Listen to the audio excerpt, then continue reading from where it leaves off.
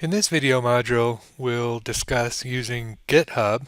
And note that this is not a general tutorial on how to use GitHub, but simply how to interact with GitHub for this class. And I'm by no means a GitHub expert by any stretch, so there are plenty of things it can do. It's a very useful tool. Both Git, the version control system that GitHub uses, and GitHub tool itself. So it's worth learning it, but it's really simple to use the way we're going to use it in this class. So in terms of an overview, what we're going to cover what is Git, what is GitHub, then our class repository, and then two straightforward ways that we can use Git within the class.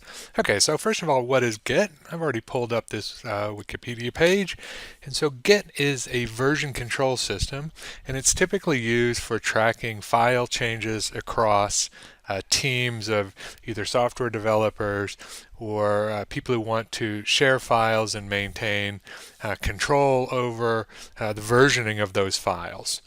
What is GitHub? Well, GitHub is a website and corresponding software that supports Git and provides both free and paid versions of their service where they host the site. And so our site that we use for this class, you can see the repository here's the repository address. And so when you go to Git, when you go to github.com, you say it's going to ask if you want to set up a user account, which you can do, but you don't have to do. If I go to this other tab, this is our repository for our class, and you can see it's simply the address here that I have on the slide and also on the syllabus. And so what you see when you get here is a screen that looks like this. You can then dismiss this if you have an account. Of course, I have an account, but I'm not going to sign in right this second so that you can see what it looks like when you sign in. And so you can see that we have a set of files here. So we have a code tab and then a few other tabs that we'll talk about a little bit. And what we're interested in is in this code tab. And so that's what our repository looks like. And so, as I said, there are two, let me see if I can get here. There are two basic approaches that we can use for doing Git in our class. And so by far the easiest thing to do is to just download the zip and don't use the Git functionality at all. So let's take a quick look at how to do that. So I go back to the site, and then I'm going to look at over here on the right, I have this clone or download. So what I'm going to do is just go right here and say I want to download the zip. And so it's going to then set up a file share right here. I'm using Edge for my browser. If you're using Chrome, it will look a little bit different. And so what I want to do is I want to just open the file, or you can save the file if you'd rather do that. And so here's the zip file open. So I'm going to just copy it, and then I'm going to store it in a location. I'm just going to store it in my temp directory, my TMP directory. So I paste it here, and we now have a copy of the files that comprise the site. If I look at these files, you can see I have the data notebook folder, and then the Git attributes and Git ignore files. So in order to interact with this in our class, most of the material that we're going to share uses Jupyter. So if you've gone through the installation of Anaconda for the class, you can just open an Anaconda prompt. So I open an Anaconda prompt, and then I'm going to navigate to this directory. So I'm just going to do a cd temp, do a dir, and there is the files. So I'm going to go info tech master, and there are the files. And so from this base directory, I'm just going to start Jupyter Notebook. So Jupyter, Jupyter Notebook. Give it a second for it to initialize, and it should pull up Jupyter in this baseline directory. And so this is when I use the Jupyter in class, this is exactly what you will see on the screen in class. Okay, so now it brought it up, my home. You see here, we have the base directory here, and there's our notebooks and our data. So I can just go to the notebooks, and now you should see all of the notebooks that we're going to use in class. So if I want to just pick one to test, let's just do construction price indices. There we go. So now we see that, and we see some links here. And this is a local link. So if we click on that, and it pulls up the external file. And so that's part is important, that when you start Jupyter Notebook, that you start in this baseline directory where you copied the zip file, and then you should be able to interact with the files that I provide in the GitHub directory. So note that all of the files that you have are on your local computer. So if I were to go in and make changes, like if I just go in and say, let's add a new comment here and save it, I've made a change to the file, but it's changed locally. So this is a change that is on your computer, the version that you have on your computer.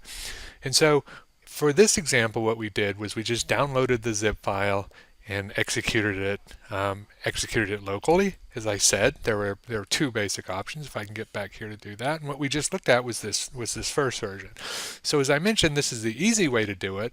The downside of this method is I'm going to change our repository frequently as I add more material and I adjust some of these in class. I'm going to continually update the site, and so you would have to do this download process frequently. You're going to have to download and manually maintain the changes between what you have on your computer and what I have in the site.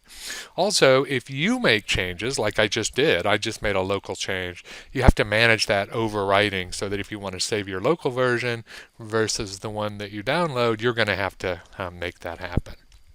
The second way we can do this is we could use Git. And so I'm going to show this just very briefly, and I would encourage you, if this is something you're interested in, to look more thoroughly at how to use it. But basically, let me get out of here and close all of these, and then go back to my site here. When I go back and look at my clone or download, this option over here was to open in desktop. And so desktop is a version of the GitHub application.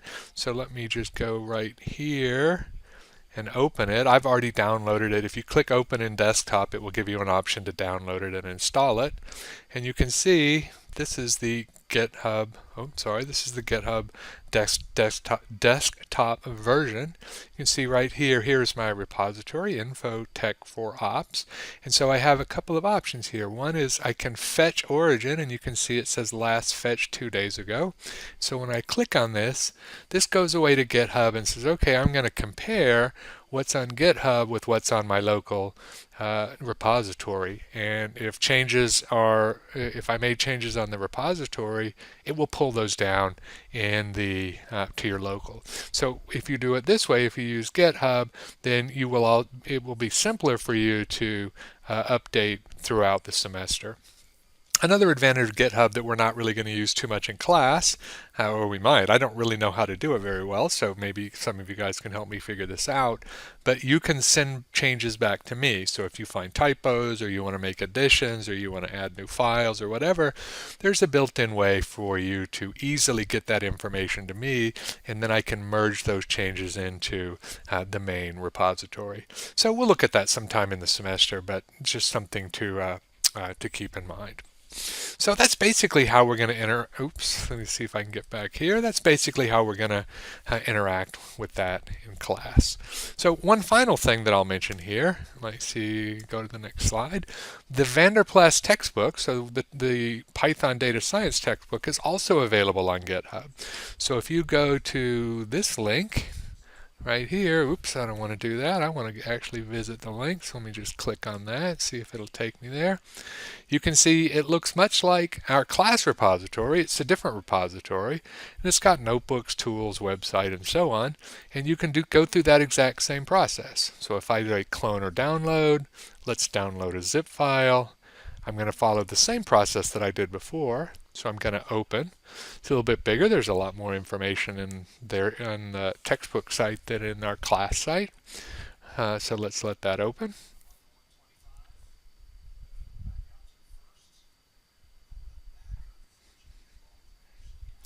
And here we are back. So let's copy this. Now let's copy this to the same location. Let's go back to temp, and this time I'm going to copy this here. There we go. As you can see, it's pretty large. And we let it finish. And now we have our Python Data Science Master, and we can do the exact same process that we did for our site. So let's go back. Let's stop Jupyter Notebook. Control C, Control C, Control C. And let's navigate to that new directory. So go to Python Data Science, do a dir, and now let's start Jupyter Notebook from here. And now when we start Jupyter Notebook from the Python Data Science, you can see that it opens in that local repository.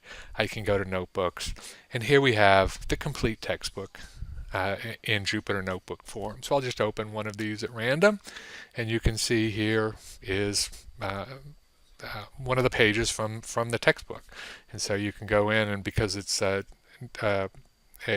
Python notebook, I can just go execute the code, right? And so I can go through and follow, and you can see exactly what's in the book.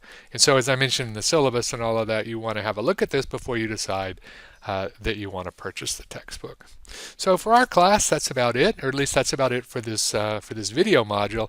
Hopefully this is good enough to get you started with using GitHub for our class.